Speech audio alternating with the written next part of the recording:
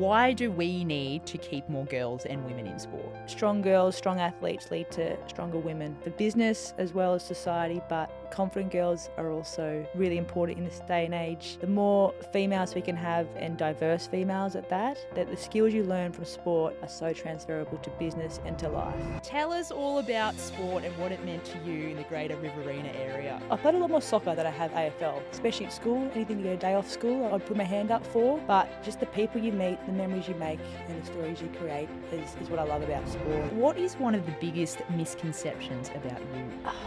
Welcome to 4TG.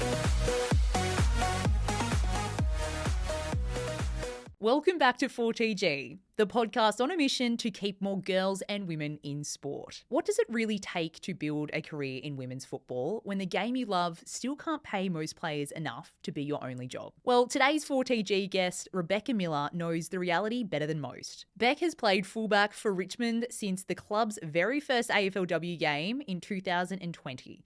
Building a career at the highest level while balancing life beyond football. Off the field, she's also uncovering the stories of the women who helped shape Australian sport but rarely received the recognition they deserved. In this episode, we talk about the realities of AFLW, building a sustainable career in women's sport, and life beyond football, and while preserving the stories of women in sport matters now more than ever. If you've ever wondered what it takes to truly stay in the game, then this episode is for you. But before we jump in, make sure you're subscribed to 4TG on YouTube, Spotify, or Apple Podcasts. Every follow, every review, and every share helps us reach more girls and women and keep them involved in sport. And if you'd like to show your support for our mission, you can shout us a virtual coffee on Buy Me a Coffee. The link is in the show notes below.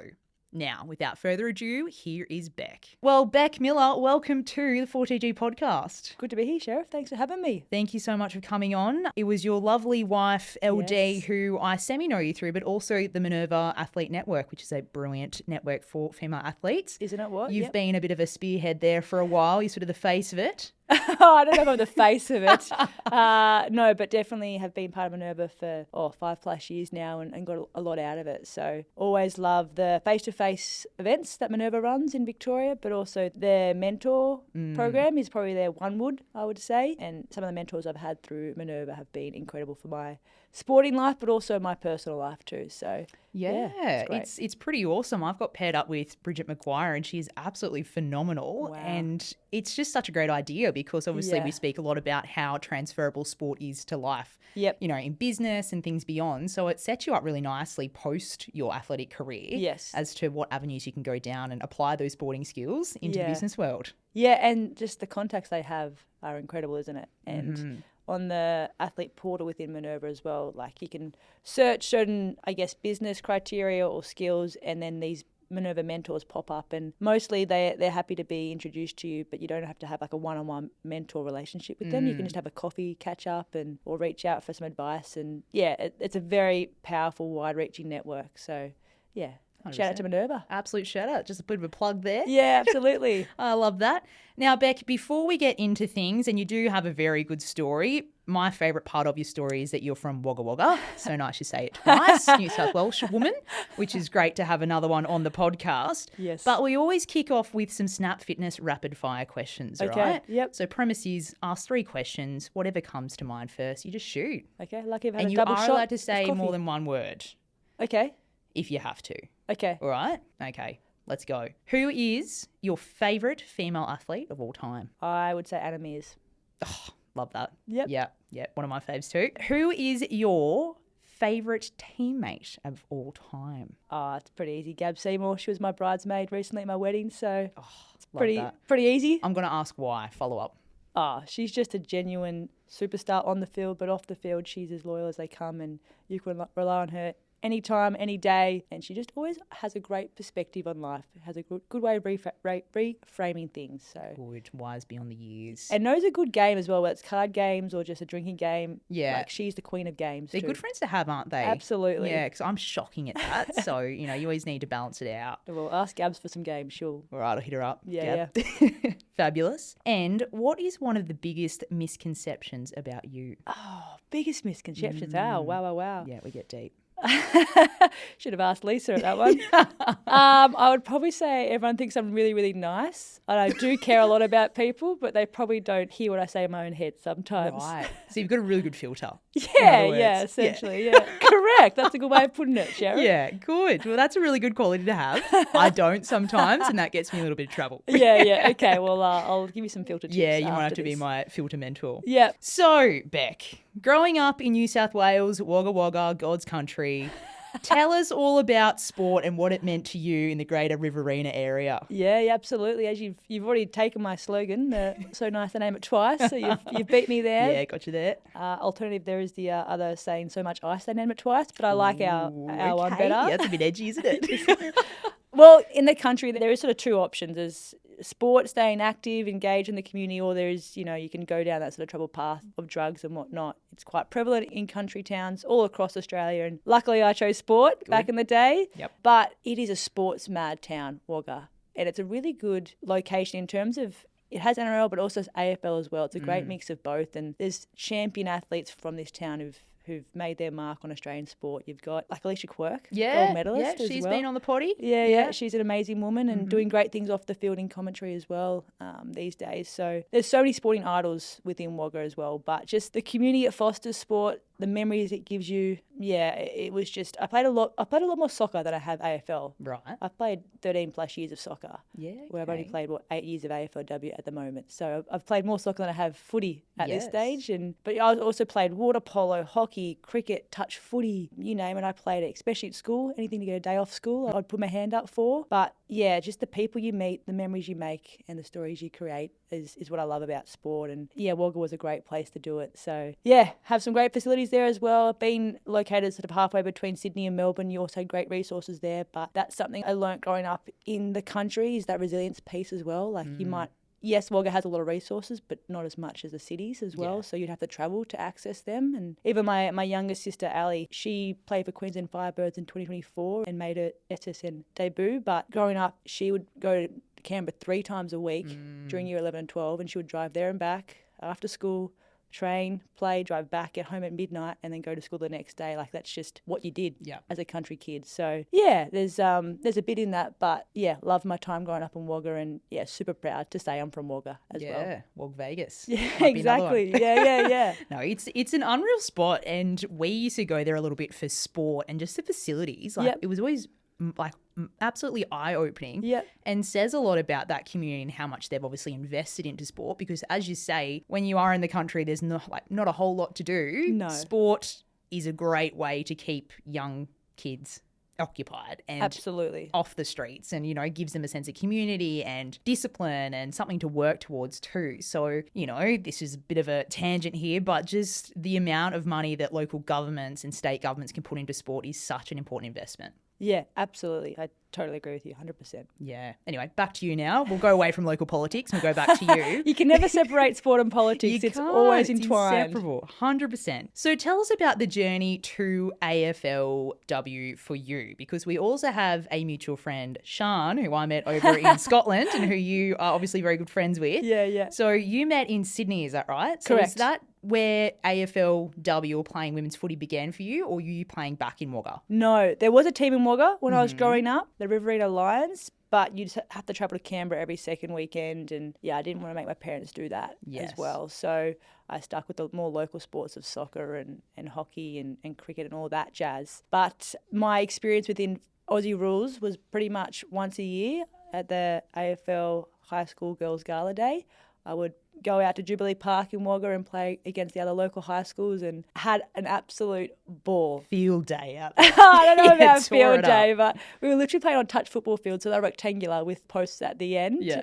And it was unreal. So from year 7 to year 10, basically did that once a year and had so much fun. And moved to Sydney in 2015. So 2013 graduate high school. 2014 I have a gap year in London. Best year of my life. Love that. Came back to reality and had to sort of do some study, find a job, all that jazz. And I actually went to an AFLW match, Carlton versus Giants at Drummoyne Oval in Sydney during 2014. 2015, sorry. And I watched these women on the field and they were so powerful and so strong and athletic. And I was like, wow, I want to be like that. And I remembered my love for the high school AFL gala days and found my local team, which was the Western Wolves, where Sean was. And we weren't the most successful team. I can't remember the song because it was an independent song at Western Wolves and we didn't sing it very much at all. Right. But I had a connection there who knew someone down at Richmond AFLW. So I came down there in 2018 for a trial and had a trial on the Monday and the Wednesday. I remember walking to Punt Road and I thought, this is lush.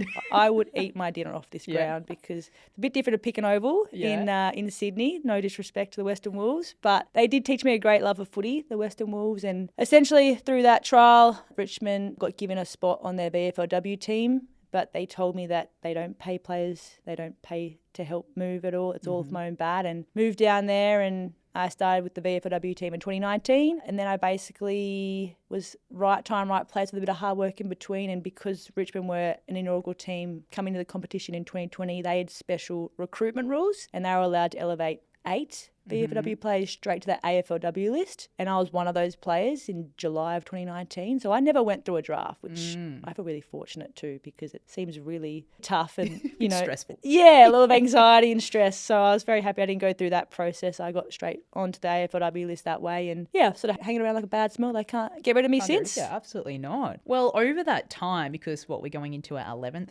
season now. Yes, yep. Tell us about that. What's changed in, 11 seasons? Oh, a lot, Sheriff. A lot has changed. I think the young girls being drafted these days, they can't believe some of the stories that we tell them about our earlier seasons. They're just sort of gobsmacked and their jaws hit the ground. And Back in my day. Yeah, you really know you're getting old when you're saying that, don't you? But literally, I was season 4, I think, when Richmond came in of the AFLW. But essentially, we were working during the day, and then you get to the club by 5:30. You do your on-field session, you do your gym, you do your recovery, and you're walking out around that 10:30 mark, and then you're back up at 8:30 the next day to go to your job.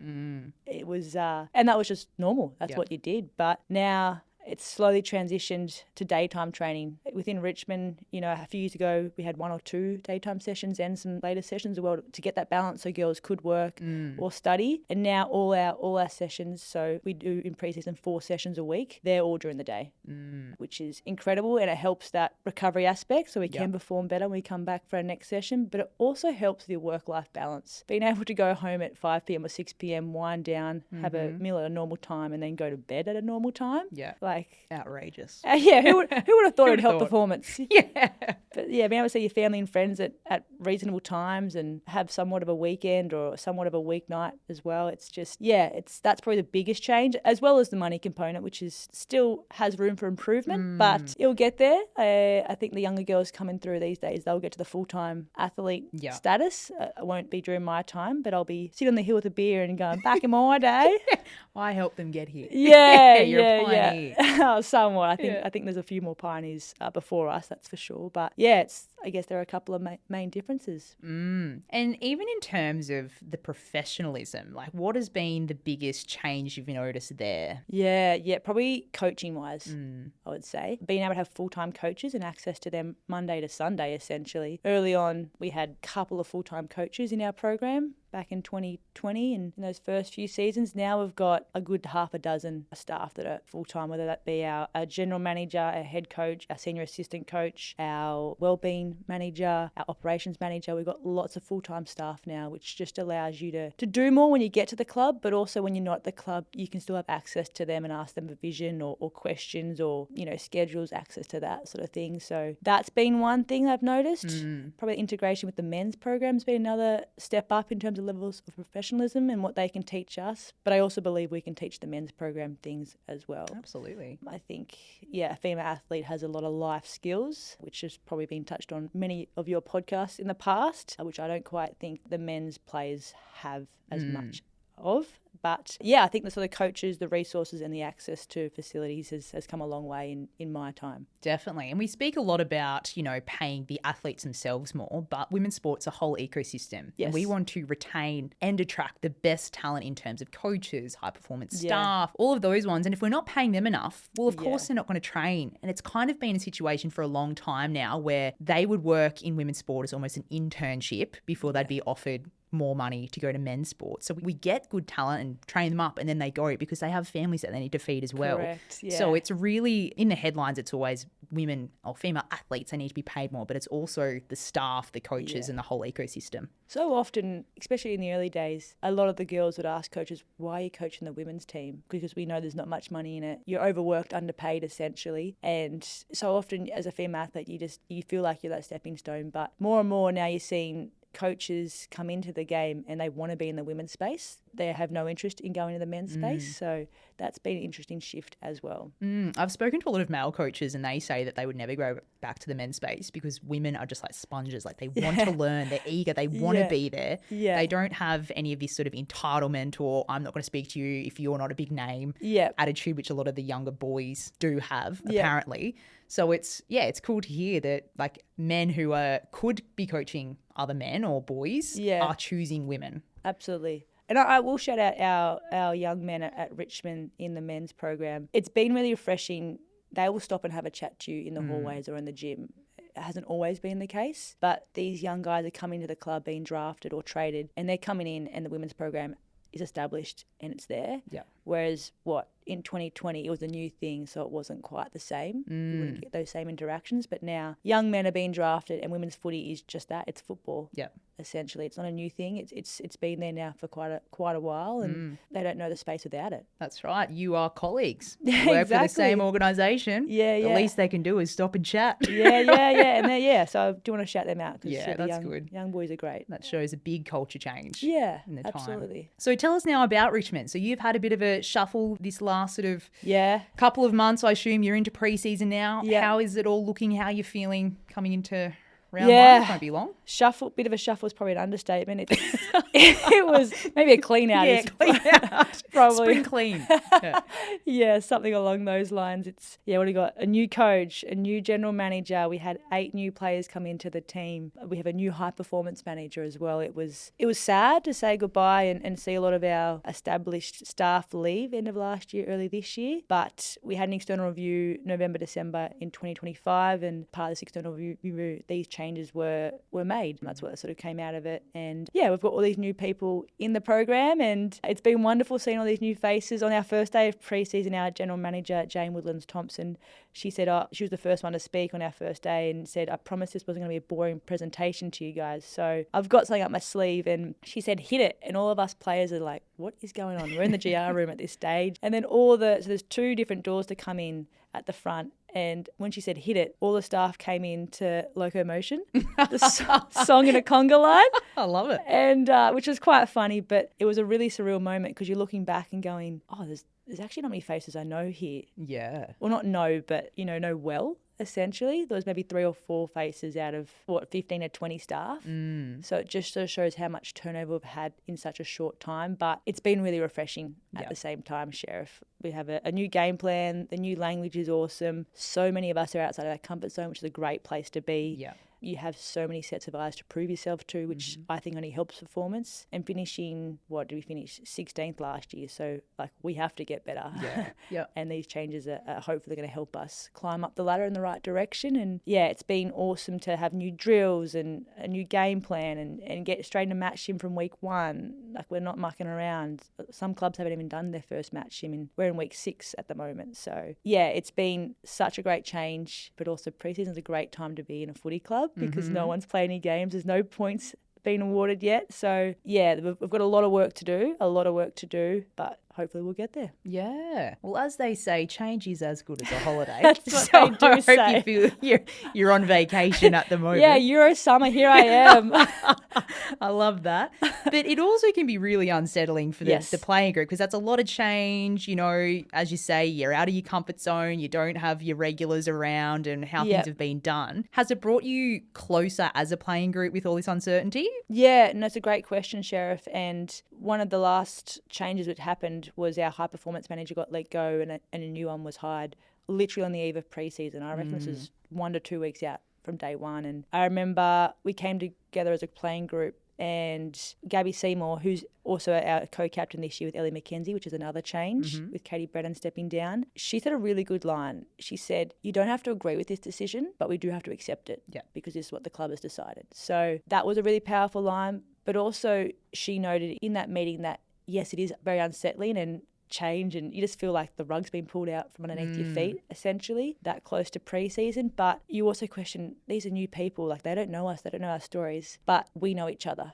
as a playing group. So yes, it has brought us closer together, and I think that's going to help us on field. Definitely. And as you say, new leadership group, like obviously Katie Brennan being out, it's not a big loss, because obviously, you know, the next generation coming up, but Katie Brennan is, in my eyes, epitome of leadership, right? And I think she obviously still will be very influential in the leadership, but obviously just not with the title now. But tell us a bit about Katie Brennan, what she's done for the club. Oh, where do you start with KB? Need a new episode there. Yeah, absolutely. And you know what? There's probably so many things that we haven't seen in the past of what she has done for the club.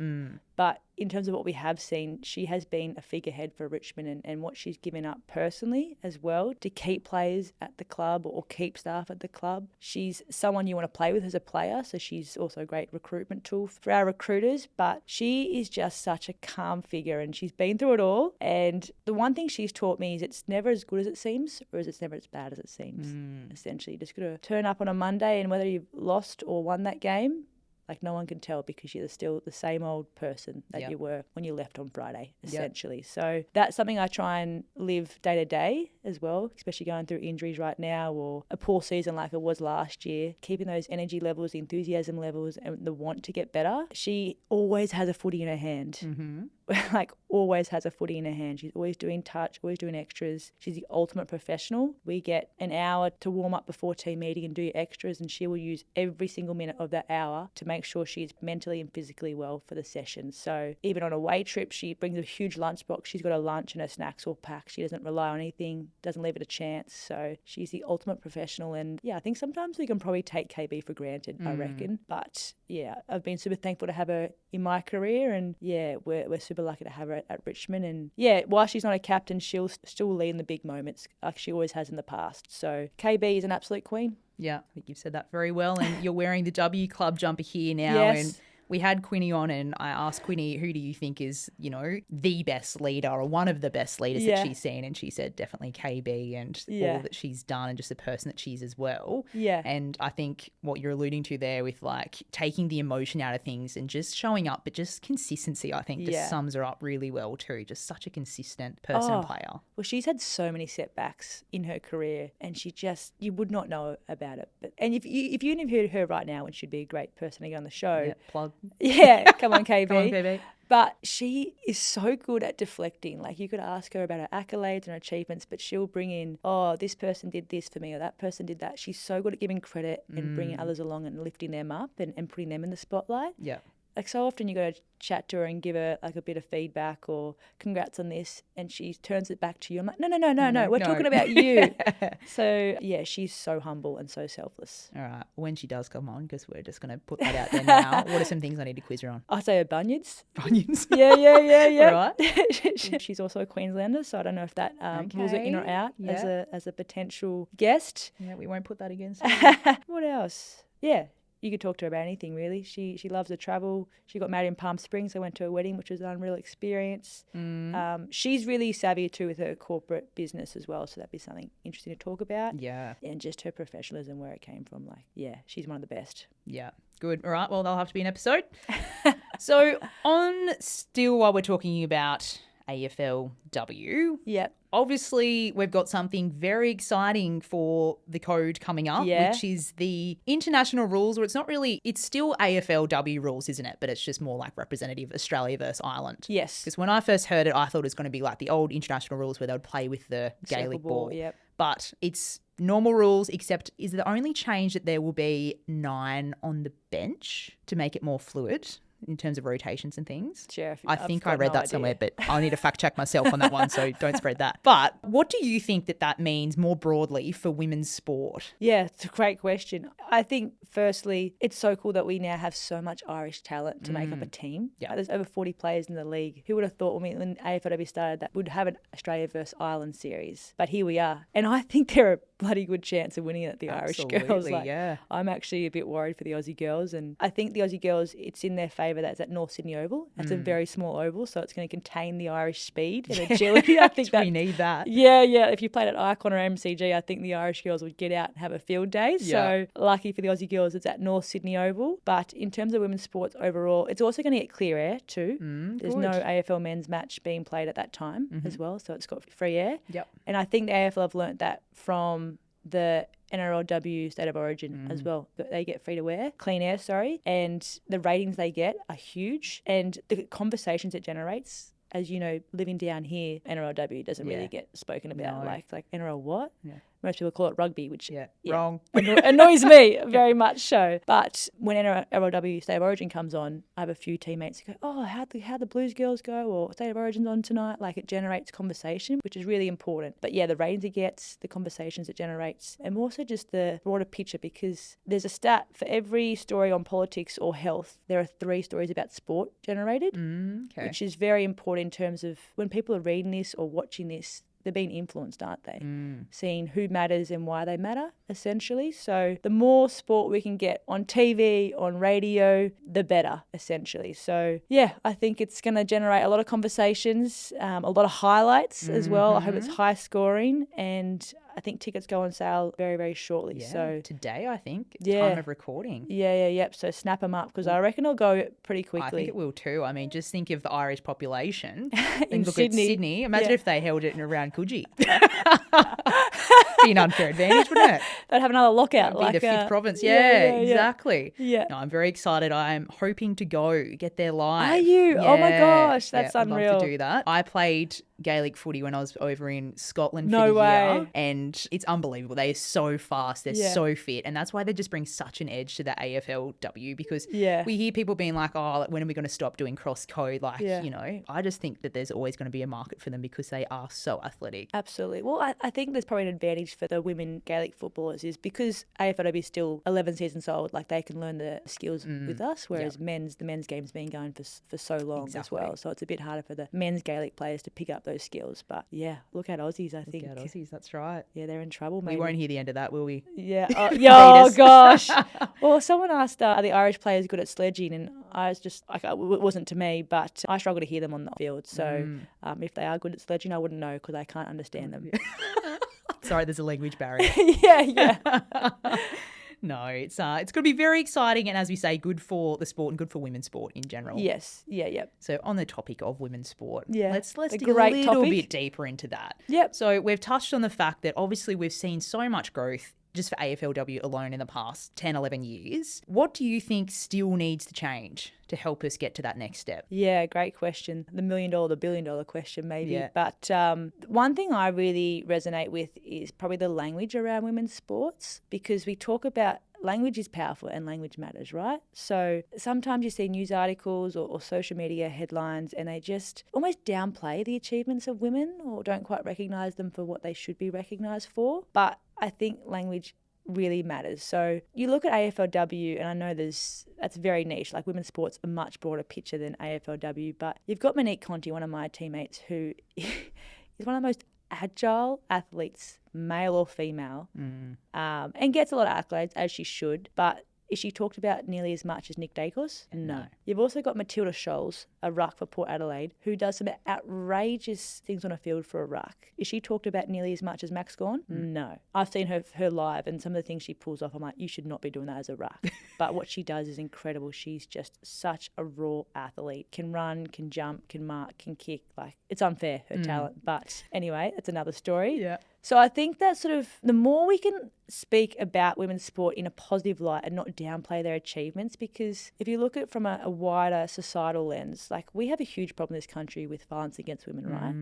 And if you talk about women's sport and downplay it, like, what attitudes or behaviours is that promoting? What ripple effect is that creating for later down the track, essentially? So these smaller actions and smaller beliefs, they lead to bigger actions and bigger beliefs. So I think if we can just elevate women's sport and that language around it, it will go a long way to helping bigger issues, which is, again, way over my head, the violence against women issues, but it matters essentially. And just like a really small example, Sheriff, for example, we talk about like equality, right? If you look at an AFLW match, the preview part before the game actually starts. A few years ago, it used to be a 5 minutes you get and then the game would start. These days, I think it's maybe 10 to 15 minutes and then the game starts, right? But this Thursday, when we watch footy on 7, it will start at 7 p.m. after the news and the game won't actually start until 7:40. That's 40 minutes of preview, right? Like, that's not equal. No. 40 minutes, 15 minutes doesn't quite add up. But, and again, post-match, like, we sing the song on the field because they don't have time for the broadcast to wait for us to go into the sheds and sing it. Whereas the men's, their post-match show goes on and on and on. So that's a really small example, I guess, to answer your question. But have I answered your question? You have, and really good points, because the obvious answer is more money, right? Yes. The athletes deserve more money. But equity goes beyond that. It goes looking at equal resources, equal facilities, things like, for example, just recently, one of the mothers of a VFLW player posted that post their game last week, they were kicked out of the change rooms because the men had to get ready. They didn't have any snacks or anything, or they didn't have a post-game meal. The men had post-game grilled ready for them. Just those little things. And like, that's not massive. That's not going to break the bank. No. But those differences and those contrasts, it says a lot about how we see women, how we treat women. So there's things around that, right? We can make that pretty equal. It's not saying that, you know, if we've got this one budget within a whole club that we need to divert more into the women and less into the men, but it's just trying to make it more even in playing fields, even in access facilities. We're not saying that we want to be paid as much as men tomorrow. Like, we know that takes time. We know we have to grow. In order for us to grow, we need the environment to grow. We need the respect, the facilities, the resources, all those types of things. So what you're saying there, equal airtime. Like, I know airtime costs money, but it's just, let's keep building that. Let's keep building stories around these athletes and giving them the visibility. So many stories. You've just got to dig a little bit deeper. And visibility and media coverage goes so far. Also goes really far in terms of sponsorships, and that's where money comes from. So little things like that I think are so valuable to know. It's so easy to say, pay us more money, but like, let's actually build the ecosystem and environment around women to empower them to then get to the standard that we can start attracting more money in other facets of life. Absolutely. And if your listeners are looking for ideas in how to support women's sport, yes, I know we're in a cost of living crisis, as we all know, and there are paid strategies like buy membership, buy tickets to the game, buy women's merch, sponsor teams. They're all paid things, which I know is very hard in this day and age. But some free strategies, like attention is money, essentially. Talk about scrolls and taps. So divert your attention to women's sports on social media, double tap it, share it, bookmark it. I don't know what you're doing to TikTok, but do that as well. So, and turn on free-to-air sport. Turn it on the radio, turn it on TV. There are so many different ways. Like, listen to podcasts, like this great one. Great plug. Exactly. So there are so many free ways to support women's sport, which will then bring in money and get eyes on it and, bring in the big business as well. And I think the male players at clubs also can do more to just reshare on social media, reshare when the women are playing, you know, be there if you can. Like, just that support. And you just see, like, this is just one example, obviously, but Maxi Gawn, he's up in the stadium. Like, that says a lot to his fans. If he's showing up to watch his colleagues, again, we're going to call them colleagues, because that's what you guys are, it really sets the example. So I think that the men can do more to get around and to give women the platform as well. Yeah, totally agree. Yeah. Okay, so we've ticked that one off now. Solve what we're going to do. Solve world peace. Tick. Thank you very much. I think we're just about done here. So in terms of visibility, this is something that you are doing off the field as well. You are now a official tour guide. Yes. Yes. In my for Lizzie the- McGuire era with the headphone Yes, microphone. 100%. So the She Shapes History League of Her Own tour, which it was actually the first one that you did Yes. that I went to, and it was on my birthday, and it was the best birthday Oh, it was your present birthday. ever. Oh, you didn't tell me Yeah. that. Oh, I feel so bad now. No, that was the greatest birthday present, and we had some huge names there, didn't we? Yeah, you're telling me, Sheriff. Yeah. I was looking at their faces going, oh my gosh. Yes. But tell us all about it, how it came about and how you got the role of being the Lizzie McGuire tour guide.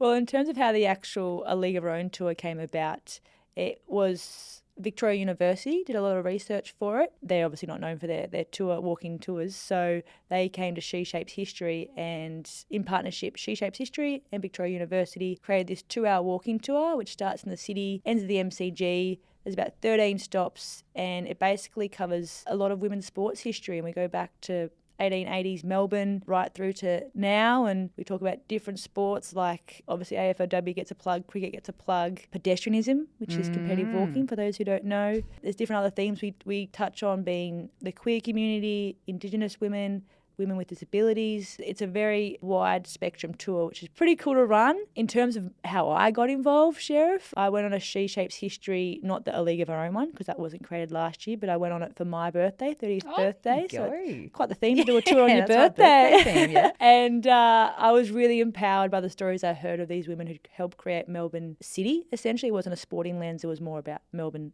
the city, and how it was created by women in the past. And I just stay on their email distribution list. In February this year, it said, we're hiring casual tour guides, and I needed a job outside of footy. I thought, stuff it, I'll apply. I have no tour guide experience, but I love meeting new people. Love a chat. Love women's sports, so let's do it. At that stage, I didn't know about the women's sports tour, but I think they saw my name, my occupation, and thought, we have a tour coming up for this girl. She might just be the perfect fit. And yeah, it turned out all right. And yeah, it's been fun this month to run the tours and get to know so many great people. And that first was daunting, to say the least. It looking at some of the faces, Bridie O'Donnell, Debbie Lee, yourself, it was just like, oh my gosh. But I survived it. You didn't survive, you thrived. You were in your element. Yeah, it was so good. And it was such a safe group as well. Like, you guys cheered me on at a couple of different spots, and it was one of my favourite tours, that one, to be honest. I think when we got to the AFLW spot and Debbie Lee spoke up, I did brief her a few stops ahead and said, we're coming to an AFLW stop. I'd love you to chime in, because Debbie Lee is the history. She created the history. Queen. Yeah, exactly. First woman in the AFL Hall of Fame, multiple premierships as a player and a coach in the state league, which was pretty much the AFLW back then. And what she said, my jaw hit the ground. I just was in awe. And one of the questions she posed to the group, she talked about in 2008, she was in a roundtable discussion with the AFL and first asked the question about women wearing the same jersey as the men. And she asked us all, what reaction do you think I got? And I quickly said, oh, you got laughed at. And she said, no, Bec, I got silence, which I think's worse. Yeah. And she went on to explain a bit more of the history from her point of view of how the VWFL back then has now got to the AFLW. And she then threw back to me. I thought, that's enough. I think that's it. We've covered everything. Let's move to the next stop. I don't need to add anything here. That's right. Yeah. She just did a great job. I would have loved for her to be at every tour for that stop. Would be great. Right. Debbie Lee could just be right there on every tour. But it's a wonderful experience, and I just sort of took on the tour guide because everyone you meet knows something you don't. And that's probably my favourite bit. The interactions I have at each tour between stops, the things I learn from guests is incredible. But the actual tour itself, A League of Her Own, I think I said in my introduction, it's really important that we recognise women from the past. It creates more respect in the present and makes a more equal future easier to imagine, essentially. And as part of the introduction, we also asked our guests on the day to name one female athlete they're inspired by, and the names you hear are just incredible every time. Kathy Freeman's a really popular one. Elise Perry's also quite popular, and they're queens in their own right. But you get some really niche female athletes as well who get a shout out, like on a recent tour, Sophie Fawns, former New South Wales Swifts, now just won over in the England League, player of the match as well. Yeah, it's just incredible to meet the people you do, hear the names you do, and get to tell these stories, wonderful stories. So yeah, it's awesome. What a job, hey? But Living the dream. It was absolutely mind-blowing though. Like some of the stories that we heard Yeah. on there, it's just... What do you remember? What sticks out from the tour for you? I loved the freedom machines. Yeah. The bikes. Yeah. That was incredible. But even, the pedestrianism, like that being a sport back then. And just, like it's funny because when you think about women in sport, you sort of only really think about the most recent history. But this has been going on for so long. And you even think about like not just Australian history, but, over in England when the women were playing football or soccer when the men went to war and they were like having massive crowds. Yeah. And then when the war was over and the boys got back and then they started realising how big these crowds were and they banned them because they thought, hello, the women are going to be bigger than the men here if we keep this going. Yeah. So it's just, it's so cool that we've got this history, and I'm so glad that, She Shapes History and yourself and the other tour guides are doing something to reinvigorate this history because we need to remember that we are only here because of them. And that's the same with everyone and what you're doing now with AFLW. You mightn't think that you are paving history, but you are. And the idea of this is we want to leave the women's sport space better than we found it. So there's a lot of people that can be quite bitter that they never had the opportunities when they were younger. And I know that that's hard to swallow, but it's all about what can you do to make sure that the next generation have it better than we do now and more visibility, more respect, and hopefully more funding, and they can do it full time and it be their job. Absolutely. And I think for the first few years when I was playing AFLW, I felt really sorry for these women who'd come before me and didn't have the same opportunity. And there's some are bitter, but some are just so happy to see us doing what we're doing now. And it's only going to get better because these girls coming through are really bloody scary. They're ready-made when they get drafted at 18. So I'm trying to get as many games in before they kick me out of my spot. That's right. Some of them are, and they're that built. My God, what have you been eating? I didn't get into a gym until I was 23. So these girls are, scary, but really good for the game. They are, exactly. We've got lots to look forward to, really, don't we, in terms of how it's going to be. Just imagine 5-10 years when we're starting to see, your Zippy Fishers and all that who have been playing since they were young. Yes. Just imagine that plus another 5 or 10 years. It's just going to be a different sport altogether. Can't wait to be on the hill with a beer. And saying, going to be great. I hope that. Running my tours and then gonna watch a game afterwards. Exactly. And say back in the old days, this is what we had to do. So if we're sort of wrapping things up now, what would you go back knowing what you know now and tell 16-year-old Bec when she's in the Riverina living the high life? It's probably what I just said about the gym. Get in the gym now, girl. Get in that gym. Yes. Generally would be like get in the gym earlier because it does take years to build up that strength and endurance. But in terms of a wider answer, I would say just keep going. I loved sport growing up and I loved working hard. So there's going to be a lot of hard work in your future years, Bec, but the hard work is worth it. Just trust it. And keep backing yourself because I think, if you don't believe in yourself, it's really hard for others to believe in you. So, which I had when I remember seeing that AFLW game at Drummoyne Oval between GWS Giants and Carlton, I remember thinking, I'm going to make it to the AFLW. And I had that distinct thought and I held on to it, didn't tell anyone else until I got into AFLW and I said, no, I knew I was going to get here. So, that belief and that ability to work hard and also have fun. Sometimes just lighten up, Bec. It's okay to have a laugh sometimes. I'm sometimes such a serious person. So, lighten up, have a bit of a laugh and it's just footy at the end of the day. Yeah, whistle as you work, as they say. I've never heard that one. Yeah, whistle while you work, I think. Just have fun while you're working, don't take life too seriously. Okay, I might have to take that one. There you go. Whistle while you work. Whistle while you work. Okay, I'll add that to the list, thank you. You start whistling at training when you're there next. See the looks you get. Oh, yes, there'll be some strange looks, no doubt. Absolutely. Now, more broadly, why do we need to keep more girls and women in sport? Oh, I think it's probably been said many a time on your podcast. You've had Holly Bailey, haven't you? I have, yeah. Play Like a Girl, very, very important program she runs. But strong girls, strong athletes lead to stronger women, which is great for business as well as society. But confident girls are also really important in this day and age. I just think with them being leaders on and off the field, especially in the business world, diversity is key. You look at all these top jobs and how many males are in it, and white males as well. The more females we can have, and diverse females at that the skills you learn from sport are so transferable to business and to life, which I've learnt over the last few years. But the diligence, commitment, discipline, respect you get from sport, which you can translate into to everyday life, is incredible. So, yeah, I just think if we keep girls in sport, what is it, 15, 16 is the sort of age they drop 14, out? 15, twice rate boys. Yeah. It's scary. It's scary. Is. You want to keep them in because the friendships you make, as I said, Gab Seymour was my bridesmaid at my wedding this year, but the stories you get, the place you get to see as well, the way you can travel, and even just thinking about the sporting days in Wagga, like touch footy. I remember the New South Wales Junior Touch Cup.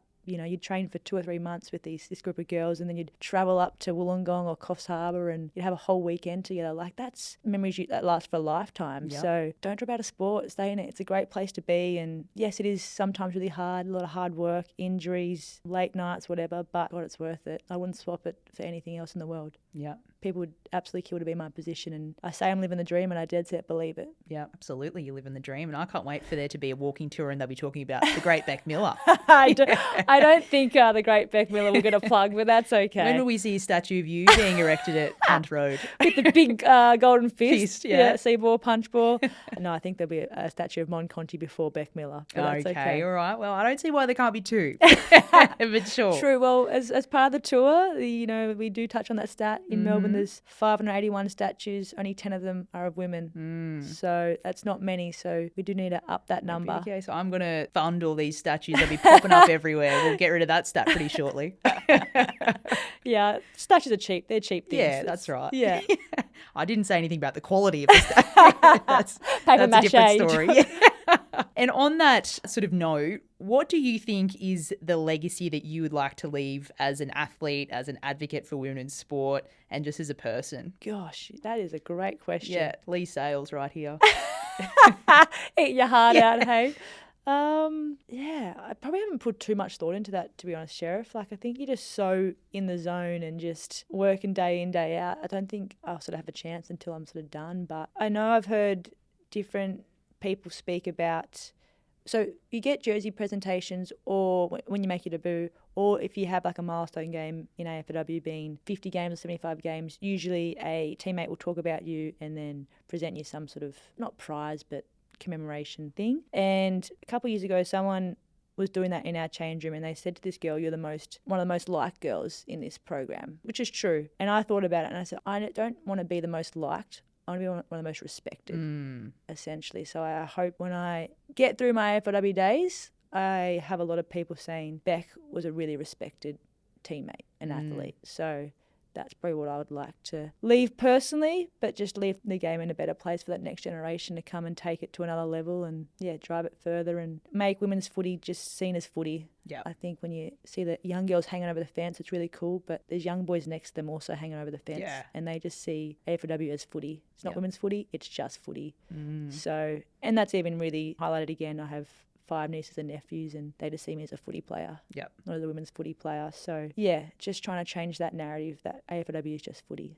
Yeah, that'll be the great differentiator when we just talk about sport, not women's sport. Correct, absolutely. So, being respected and having AFLW just seen as footy. Yeah.